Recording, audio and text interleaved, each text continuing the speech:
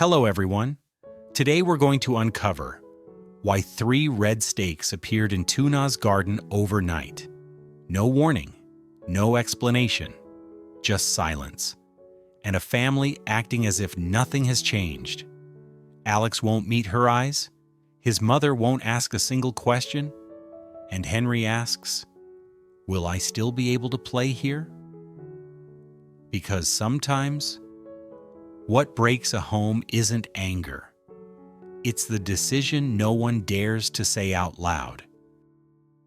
The acacia wood factory added a night shift. The cassava plant kept its steady rhythm. The workers were happy there was work. Their pay went up. The little rice shop by the gate got busy again. On the surface, everything was rising. But inside the house, everything was falling in a way no one could name out loud. Tu Na spoke less. She ate less. She sat for long stretches by the vegetable beds, staring as if she was watching something that was about to disappear. Henry laughed less. He clung to his mum more. At night, he startled awake for no clear reason. Alex's mother began to notice the family meals. The clink of bowls and chopsticks no longer sounded warm. Alex spoke in meeting times. Tu Na answered with A home that used to feel close now felt like people living together in a storage shed. Only the sound of machines. Then something small happened.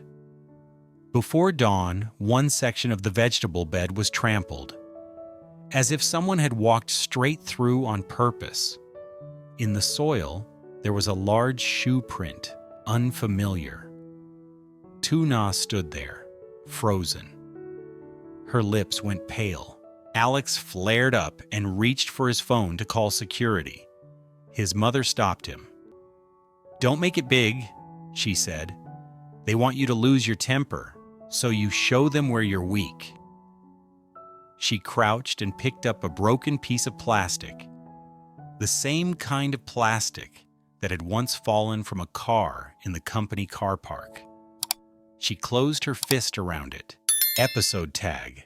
Growth doesn't only steal peace. Someone is pushing this family into a corner where they'll be forced to choose. Alex didn't stay standing. He looked at his mother.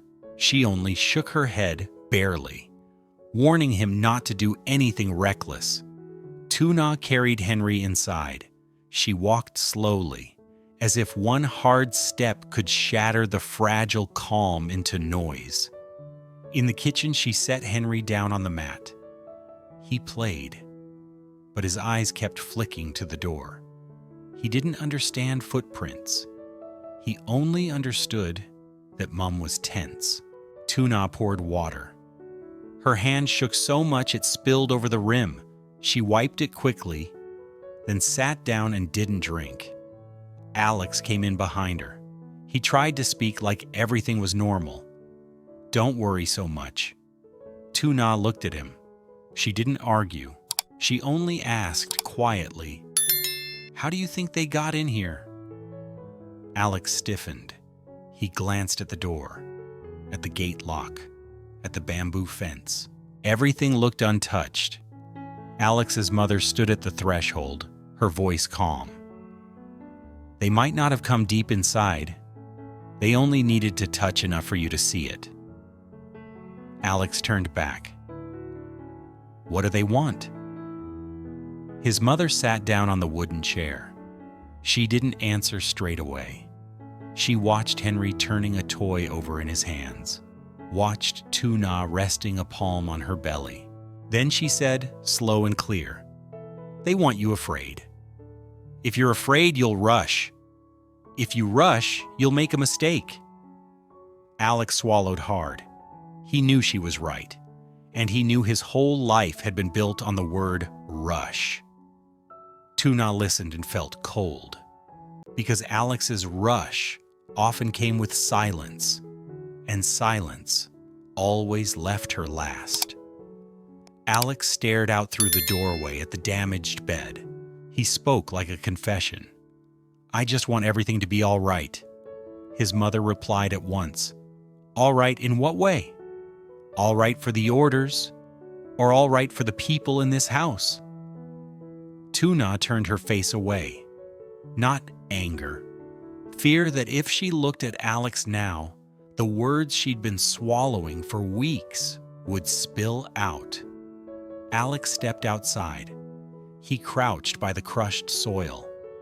He didn't touch the plants, as if he was afraid of damaging them further. He made a call. Quiet. Careful not to let Tu Na hear, but she still caught pieces through the door. Don't tell anyone. Check the car park again.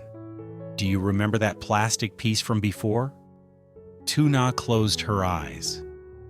She didn't want to suspect anymore, but every broken sentence pulled her back to the same place. Henry crawled to the doorway, peered out, then turned back to his mum. His voice was small and innocent. "Mum, will I still get to play in the garden later?" The question pricked like a needle. Tu Na froze. She couldn't answer straight away. Saying yes felt like a hollow promise. Saying no felt like making Henry afraid. Alex's mother heard it. She looked away as if she didn't want her feelings seen, but her hand tightened on her knee. Tu Na bent down and pulled Henry into her arms. "You'll still play," she said softly.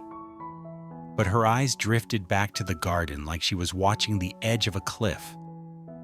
Alex ended the call and came inside. Before he could speak, his mother cut in. "No police." Alex stared. "Mum?" "Not yet," she said. "Not because we're scared. Because we don't know who they are. If we report now, they'll know we've noticed the sign." Tu Na asked, steady but hollow, "So what do we do?" Alex's mother looked at her differently now. Not judgment. The look of a woman who has held a home through storms. "Keep your rhythm. Eat. Rest when you can. And don't let them take your strength first." Tu Na gave a small laugh. "Not joy. How am I supposed to sleep?" His mother nodded. "Exactly. Then rest in other ways. Don't blame yourself. Don't guess. Look straight at what's happening, quietly." Alex listened, his face tightening. He knew he was the reason Tu Na had to guess so often. That night they ate as usual, but each of them ate like it was a duty. Alex tried to put fish into Tu Na's bowl. She accepted it, said, "Thanks," then fell silent again. Henry played with his rice, smearing it on his shirt. Tu Na wiped him clean, gently, like she always did, but she kept glancing at the window. Outside, the sound from the factory carried on, even, unchanging, like a second rhythm pressing down on the rhythm of their breath. Later, Henry slept. Tu Na lay on her side with one hand on her belly. Alex lay beside her, not touching. Between them was a gap wide enough to hear each other breathe, and still not dare to ask. After a long time, Alex spoke. "I'll sort it out." Tu Na didn't turn. She answered slowly. "You've said that too many times." Alex went still. He wanted to explain, but his mother had taught him, explaining is the quickest way to lose more. He lowered his voice. "I'm sorry." Tu Na still didn't look. She asked one question. "Sorry about the garden bed? Or sorry you've made me live with the feeling I'm about to lose something?" Alex couldn't answer, because both were true. Outside, Alex's mother hadn't gone to bed. She sat alone, listening to insects. In her hand, the broken plastic was wrapped in tissue. She picked up her mobile. She didn't call anyone. She just looked at the screen, weighing a decision. Then she put it away. She whispered to herself, "Not yet." The next morning, Tu Na went out early. She needed to see it with her own eyes. The bed was still there, but by the fence, there was a new scratch, very small, like someone had tested the boundary again. Tuna stood still. She heard her own feet on the earth, heard her heartbeat in her ears. Alex stepped out behind her and understood at once. He saw the scratch. His face changed. Alex's mother came out too. She didn't speak immediately. She looked towards the road to the factory, where lorries sometimes passed. Then she said, firm, "They're not just trampling vegetables. They're trampling your calm." Tuna turned to Alex. This time she didn't ask about orders, or money, or the future. She said, "I want the truth, even if it's ugly." Alex opened his mouth, then stopped, as if something caught in his throat. His mother stared at him, not angry, tired. "How long will you let silence decide for you?" Alex clenched his hand. He looked at the garden, at Henry toddling behind his mum, at Tuna, thinner by the day. And just then, Alex's phone vibrated. A short message, no clear name. One line, "Don't think you can keep both." Alex killed the screen instantly, but Tuna had already seen the light flash across his face. She asked very softly, "Who was that?" Alex stood still. One beat, two. He didn't answer. And in that moment, Tuna realized the most frightening thing wasn't the Chuje shoe print in her garden. It was that someone was guiding them towards a choice, using Alex's silence as the lever.